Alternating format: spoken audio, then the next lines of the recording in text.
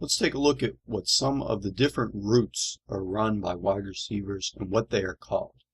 One thing to remember is that each receiver will probably run a different route on each play. So if you're a wide receiver, it's important to know which route you're supposed to run, and it is just as important that the quarterback knows every route that will be run for the team to have success.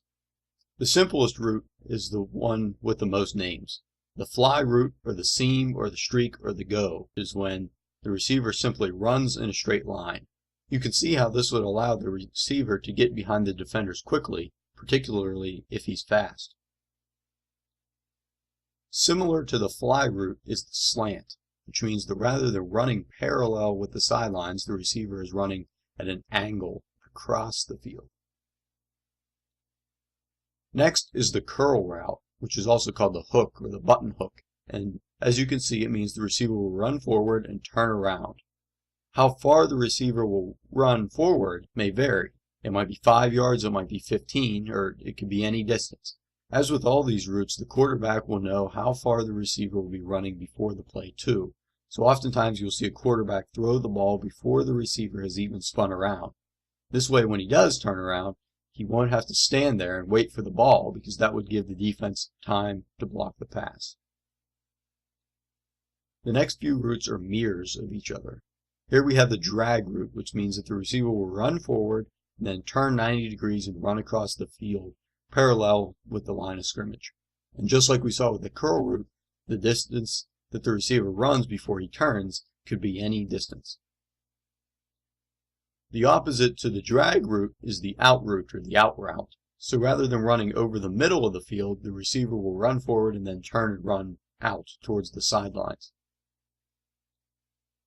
The next two are also similar. The first one is the corner route, and the corner we're talking about here is the corner of the end zone. So this is when the receiver runs forward and then runs at an angle toward the sidelines. This one is more of a quick corner route because the angle is smaller as opposed to this one, which the receiver would have more of an angle. The mirror of the corner is the post, and the post refers to the goal posts.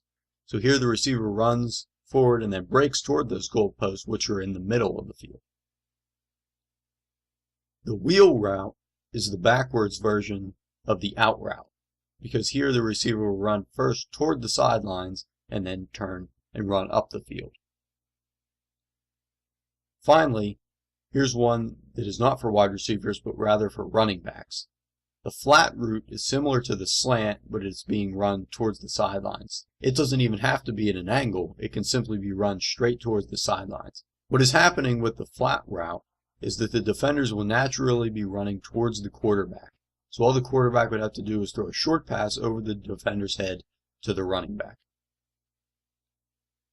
Now, there are no rules that prohibit the wide receivers from running any type of route. As long as they stay in bounds, they can go anywhere they want. But the wide receivers have to be careful, because if they stray too far from the play that is called, it might throw the quarterback off enough that he'll throw the ball where the receiver was supposed to be rather than where he went, and that wouldn't be a good thing.